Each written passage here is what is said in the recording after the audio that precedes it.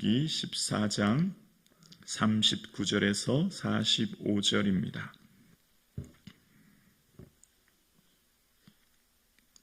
오늘 나에게 주시는 하나님의 말씀을 함께 고백드리겠습니다. 모세가 이 말로 이스라엘 모든 자손에게 알림해 백성이 크게 슬퍼하여 아침에 일찍이 일어나 산 꼭대기로 올라가며 이르되 보소서 우리가 여기 있나이다. 우리가 여호와께 허락하신 곳으로 올라가리니 우리가 범죄하였음이니이다. 모세가 이르되 너희가 어찌하여 이제 여호와의 명령을 범하느냐. 이 일이 형통하지 못하리라. 여호와께서 너희 중에 계시지 아니하니 올라가지 말라. 너희의 대적 앞에서 패할까 하노라. 아말렉인과 가나안인이 너희 앞에 있으니 너희가 그 칼에 망하리라. 너희가 여호와를 배반하였으니 여호와께서 너희와 함께하지 아니하시리라 하나 그들이 그래도 산 꼭대기로 올라갔고 여호와의 언약궤와 모세는 진영을 떠나지 아니하였더라. 아말렉인과 상간시대에 거주하는 가나안인이 내려와 그들을 무찌르고 호르마까지 이르렀더라. 아멘.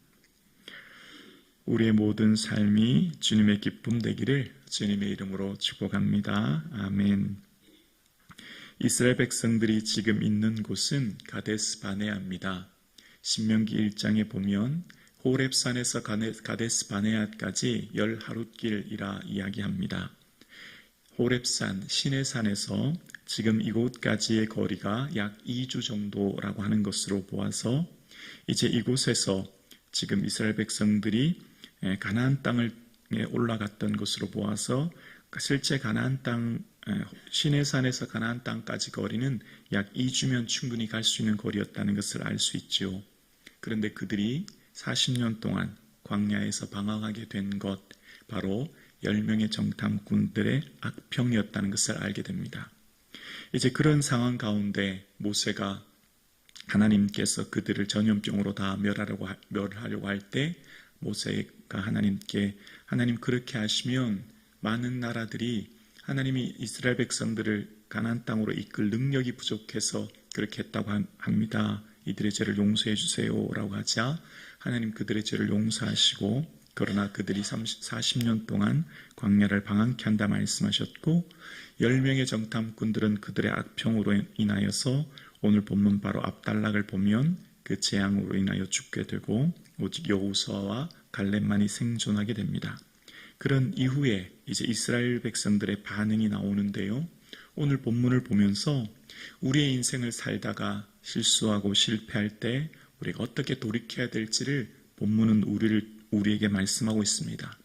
인생을 살다가 우리도 혹 잘못하고 실수하지만 그런 상황 가운데 어떻게 우리가 하나님 앞에 돌이키며 뉘우치며 하나님 앞에 나가야 되는지를 오늘 본문을 통해 깨닫게 하는데요. 먼저 오늘 본문 39절입니다. 모세가 이 말로 이스라엘 자손에게 알림해 백성이 크게 슬퍼하여 이 말이라고 하는 것은 하나님이 모세를 통해 말씀하신 광야에서 방황하게 될 거다라고 하는 말씀이지요. 그래서 이스라엘 백성들이 그 말을 듣고 슬퍼했다라고 이야기합니다. 그리고 이스라엘 백성들의 모습의 반응이 40절에 나옵니다. 아침에 일찍이 일어나 산 꼭대기에 올라가며 이르되 보소서 우리가 여기 있나이다. 우리가 여호와께서 허락하신 곳으로 올라가리니 우리가 범죄하였음이니이다.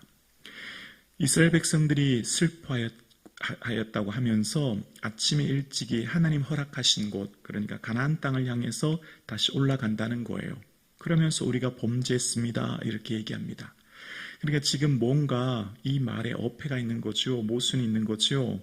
우리가 범죄했다면 옷을 찢을 것이 아니라 마음을 찢고 하나님께 돌이키며 하나님 이 죄악 가운데 우리가 어떻게 할까요?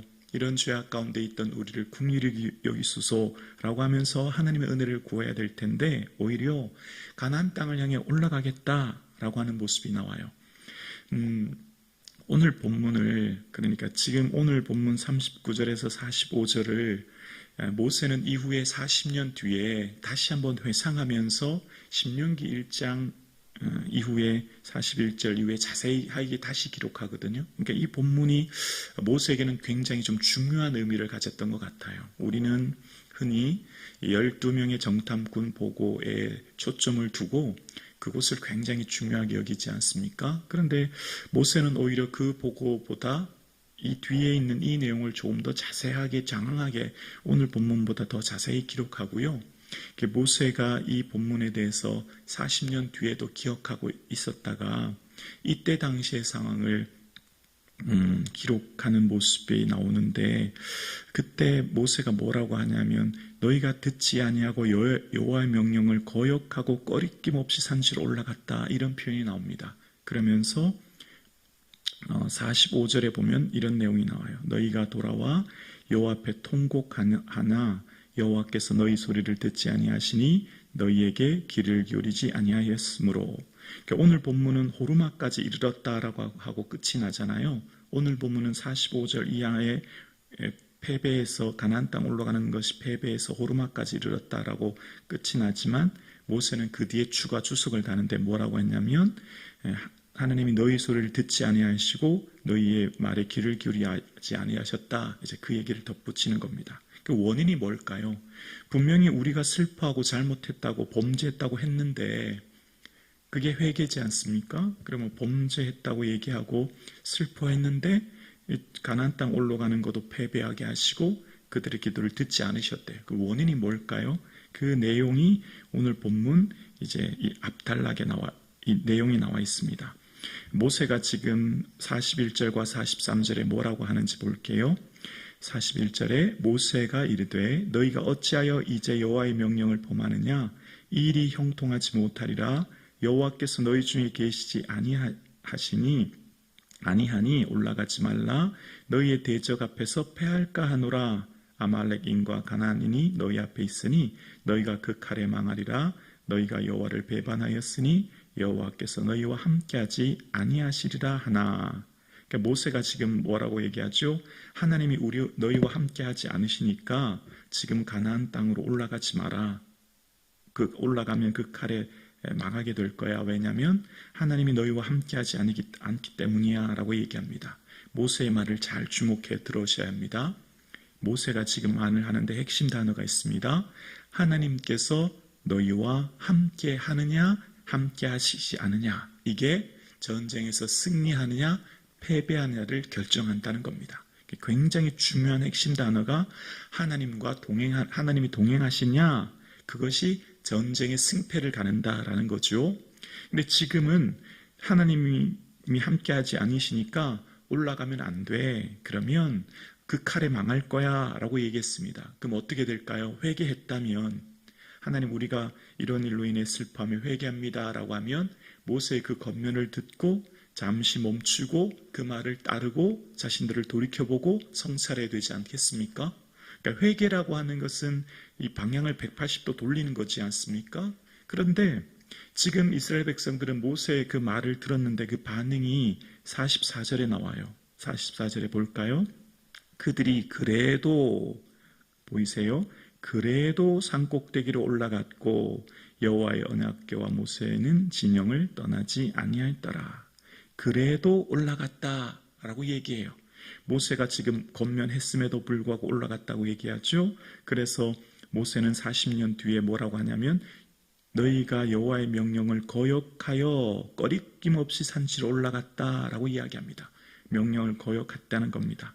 그러니까 모세가 얘기했음에도 불구하고 그들은 고집을 피우면서 그래도 가나안 땅으로 올라갔고, 그래서 아말렉과 가나안인들이 내려와 그들을 무찔러서 호르마까지 패하게 됐다라는 내용이 본문에 지금 기록되어 있는 겁니다. 이스라엘 백성들의 삶을 보면서 우리에게 한 가지 깨닫게 하는 것이 있습니다. 우리가 인생을 살다 보면 실수하고 실패하고 넘어질 때가 있죠. 누구나 그런 삶이 있지 않습니까? 그러나 그런 삶이 있을 때 하나님 앞에 돌이켜야 되는데 그 돌이키는 삶의 모습이 어떠해야 되는가라고 하는 것을 본문이 이야기합니다. 요엘 선지자처럼 사람들에게 보이는 회개가 아니라 겉옷을 찢는 것이 아니라 마음을 찢고 하나님께 돌아와야 되는 것이죠. 하나님 앞에 회개했던 세리의 기도처럼 감히 하늘을 우러러보지 못하고 가슴을 치며 애통하며 나는 죄인입니다 라고 불쌍히 여기소서라고 기도하는 것이죠. 하나님 앞에 진정 돌이킨다고 하는 것은 내 삶의 방향이 돌이키는 것이고, 내 삶의 주인 되신 하나님 앞에 내 삶의 모든 것을 주 되심을 고백하면서 살아가는 것임을 본문을 통해 알게 되는 것이죠. 여러분 기억하십니까? 사울이 사무엘상 15장에 보면 아말렉과 전쟁을 하지 않습니까? 그러니까 하나님이 다 진멸하라고 했는데 기름진 것 좋은 것은 남기고 허약한 것들은 다 죽이지 않습니까? 그래서 사무엘이 내 귀에 지금 들리는 게 뭡니까? 라고 물었을 때 백성들이 원해서 이렇게 했습니다 라고 얘기하고 순종이 제사보다 낫습니다 라고 하는 거 기억나시죠? 그래서 사울왕이 어떻게 하냐면 내가 범죄했습니다. 내가 범죄했습니다. 그렇게 얘기하거든요. 그럼 회개했으면 온전히 사울의 말에 따르고 온전히 그의 삶의 방향을 완전히 돌이켜야 될 텐데, 근데 뭐라고 말하냐면 사무엘상 15장 자막 한번 보여주실래요? 이렇게 얘기합니다. 사울이 이르되 내가 범죄하였을지라도 이제 청하옵나니 내 백성의 장로들 앞과 이스라엘 앞에서 나를 높이사 나와 함께 돌아가서 내가 당신의 하나님께 경배하게 하소서 하더라. 지금 사울이 뭐라고 하냐면 내가 범죄했지만 그래도 나와 함께 장로들 앞 그리고 백성들 앞에서 나를 좀 높여주세요. 그런 얘기를 합니다. 지금 이 사울 왕의 모습 속에서 참된 회개의 모습을 보이지 않는 거예요. 겉 보이는 회개, 그냥 형식적인 회개만 했지 진짜 그가 진심으로 돌이키고 회개했다면 사람들이 나를 어떻게 보는가, 백성들의 장로들이 나를 어떻게 보는가가 중요한 게 아니죠. 하나님이 나를 어떻게 보시는가, 그 앞에 돌이키는 것이 훨씬 중요한데 그의 삶은 전혀 회개의 모습이 보이지 않는 것을 보게 됩니다. 오늘 본문은 핵심은 이렇게 얘기합니다. 여호와께서 너희와 함께하지 아니하시니 라고 이야기하면서 모세가 이야기합니다. 이스라엘에게 있어서 전쟁은, 그 승패는 임마누엘 하나님이 함께 하시는 것입니다. 이것이 전쟁의 승리와 패배를 결정합니다. 다시요, 우리가 인생을 살아갑니다. 인생을 살아가는 우리의 인생의 진정 인생의 승리는 하나님이 우리와 함께 하시는 것입니다. 그 하나님이 우리와 함께 하실 때 인생이 승리하는 인생이요, 성공의 인생이요, 기쁨의 인생이 되는 줄로 우리는 믿습니다. 그래서 시편 33편 16절과 17절은 이렇게 얘기합니다. 우리 함께 고백할까요? 많은 군대로 구원 얻은 왕이 없으며 용사가 힘이 세어도 스스로 구원하지 못하는도다. 구원하는데 군마는 헛되며 군대가 많다 하여도 능히 구하지 못하는도다. 이스라엘 백성들을 향해 시편은 이야기합니다. 군대가 많다고, 용사가 힘이 세다고, 군마가 많다고, 군대가 많다고 결코 전쟁에서 승리하는 게 아니다. 거기에 전쟁에서 승리가 있지 않아 라고 하면서 33편 20절 자막 볼까요? 20절이요. 함께요. 우리의 영혼이 여호와를 바라며 그는 우리의 도움과 방패시로다. 아멘. 우리의 도움과 방패, 우리의 승리와 성공은 오직 하나님께 있는 줄로 우리는 믿습니다. 우리 인생의 모든 승리가 주님의 손에 있음을 우리는 믿습니다. 여호와께서 집을 세우지 아니하시면 세우는 자의 수고가 헛되고 여호와께서 성을 지키지 아니하시면 파수꾼의 깨어 있음이 헛되도다. 너희가 일찍 일어나고 늦게 누우며 수고의 떡을 먹음이 헛되도다. 이것이 우리의 고백입니다. 우리가 인생이 아무리 스스로 애쓰고 노력한다고 인생이 승리하고 성공하고 잘 살고 행복한 인생이 결코 될 수 없음을, 모든 것이 하나님의 은혜요 하나님의 손 안에 있음을 이야기하면서 인생의 진정한 승리와 성공이 하나님께 있음을 오늘 본문은 이야기합니다.